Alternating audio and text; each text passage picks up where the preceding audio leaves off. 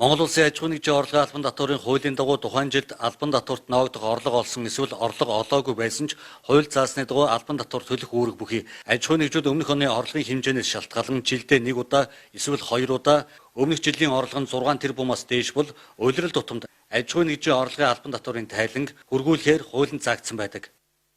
Жилд 1 удаа эрүүлэх хуулийн 2 залт байдаг. Үүнд нэгдүгээрт өмнөх татварын жилийн тайлангаар баталгаажсан борлуулалтын нийт орлого нь 50 сая төгрөгөөс бага бол өмнөх татварын жилийн 3 дахь улирал багтаан хэлбэршүүлсэн горим хүсэлт дийлгэн бүртгүүлсэн бол хоёрт өмнөх жилд үйл ажиллагаа явуулаагүй X тайлан явуулж татварын албаар баталгаажсан бол жилдээ 1 удаа тайлан нийлгэнэ.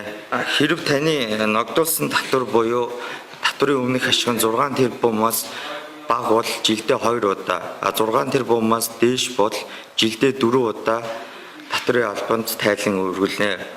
Харин улирал бүр тайлгнадаг тайлан болох цалин хөдөлмөрийн хөлс тэдгээртэй адилтгах хөдөлмөр эрхлэлтийн орлого буюу ТТ-гийн 11, шууд бус орлогоо суудагсан албан татварын тайлан буюу ТТ-12 тайланга жилдээ 4 удаа татварын албанд хүргүүлнэ.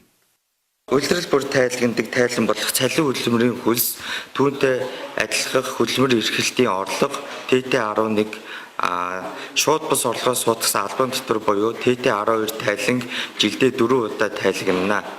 Хуулинд заагдсан татварын тайланд хугацаа 7 дугаар сарын 10-наар хаагдана. Тиймээс татварын тайлангаа хугацаанд нийлүүлэхийг аймгийн татварын хэлцээс санууллаа. Хугацаа хоцорсон тохиолдолд зөрчлийн тухай хуулийн 11-р зүйлийн 19 зааснаар иргэнийг 151 гэж буюу 150 мянган төгрөгөөр, хуулийн этгээдийг 1500 гэж буюу 1 сая 500 мянган төгрөгөөр торгох хуулийн заалт байдаг юм байна.